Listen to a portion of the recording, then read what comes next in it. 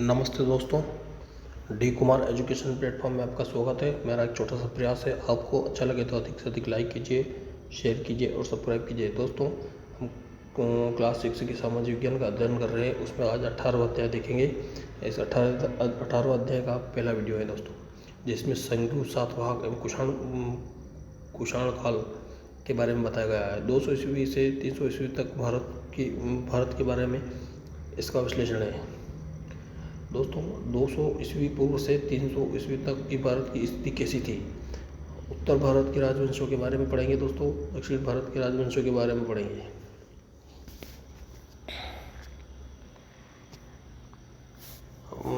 Part 12 में मौर्य साम्राज्य के बारे में जानकारी दी गई। दोस्तों, इसमें पार्ट 12 भी अपन ने देखा है, जिसमें मौर्य साम्राज्य के बारे में जानकारी दी गई थी। आपने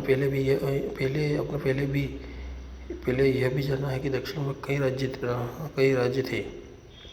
मौर्य साम्राज्य के विघटन के बाद के समय की जानकारी इस पाठ में दी गई है। दोस्तों, पाठ 12 हमने देखा था, उसमें मौर्य साम्राज्य के बारे में पढ़ाया गया था। अतः मौर्य साम्राज्य के बाद की जानकारी इसमें दी गई है। लगभग 200 ईस्वी पूर्व से 300 ईस्वी तक का समय भारत के इतिहास में अत्यधिक उथल पुथल का समय माना जाता है। 200 ईस्वी पूर्व यानी कि ईसा मसीह के जन्म से पूर्व से 300 ईस्वी तक का समय भारत के इतिहास में सबसे अत्यधिक उथल पुथल का समय माना जाता है। उस समय के भारत में कई छोटे छोटे राज्यों का उदय हुआ, जैसे शुंग,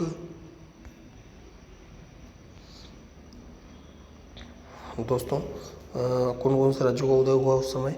जैसे पहला शुंग, कण्व, सातवाहन, नाग, कुषाण, चोल, पांड्या और चेर इत्यादि।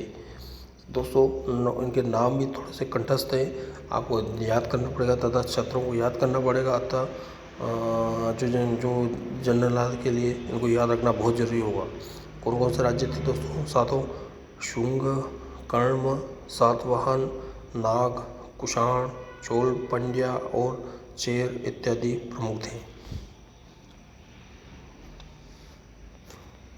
दोस्तों, कुषाण एवं सातवाहन का जो नक्शा दे रखा है दोस्तों, ये भारत में कांगा राज्य थे, इनके आदि बताया गया है। दोस्तों, शुंग वंश के बारे में देखते हैं। दोस्तों, मौर्य वंश के अंतिम शासक वहद्रथ की हत्या करने के बाद पुष्यमित्र शुंग ने इस वंश की स्थापना 187 ईस्वी पूर्व की। दोस्तों, इसमें 2-3 प्रश्न बन जाते हैं। दोस्तों, मौर्य वंश के अंतिम शासक थे वज्रदत्त की हत्या हुई थी के बाद पुष्यमित्र शुंग ने शुंग वंश की स्थापना की और कब की थी? 187 ईस्वी पूर्व। मध्य प्रदेश के बैसनगर विदिशा के पास एक स्थान को शुंग राजाओं ने अपनी दूसरी राजधानी बनाया। यहीं वह यवन राजा अंतिकस के राजदूत हेलियोडोरस का स्तंभ लेख है, जिसमें उसके द्वारा भागवत धर्म स्वीकार करने की बात की। इसे स्थानीय लोग आज खम्ब बाबा कहते हैं। दोस्तों, स्थानीय लोग जो विदिशा के रहने वाले हैं, इसको खम्बा बाबा कहते हैं। और खम्बा बाबा किसको कहते हैं? शुंग राजाओं ने अपनी राजधानी बनाई। यहीं पर यवन राजा एंतिकस के राजदूत हेलियोडोरस का स्तंभ लेख,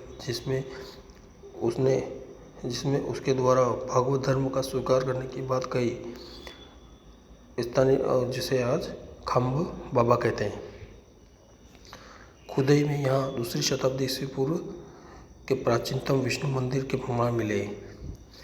दोस्तों, खुदई जो पुरातत्व संग्रहालय करता है, उसमें प्राचीनतम विष्णु मंदिर के प्रमाण मिलते हैं। विदिशा में लुहांगी पहाड़ी पर शुंगकालीन स्तंभ के अवशेष मिले हैं। शुंग वंश में 10 राजा हुए: पुष्यमित्र, अग्निमित्र, वासुदेव, भागभद्र आदि। इस वंश में लगभग 112 वर्षों तक राज्य किया। उत्तर भारत के क्षेत्र में शुंग, कण्व, शक, नाग, कुषाण, हिंदी, यूनानी आदि वंशों के शासक रहा है, जबकि दक्षिण भारत में सातवाहन, चोल, चेर, पांड्या राजाओं का शासन था। दोस्तों, दक्षिण भारत उत्तर भारत दोनों के राजाओं का इसमें विश्लेषण किया गया। दोस्तों आज के लिए इतना ही, मेरा एक छोटा सा प्रयास है। आपको अच्छा लगे तो अधिक से अधिक लाइक कीजिए, शेयर कीजिए और सब्सक्राइब कीजिए। धन्यवाद दोस्तों।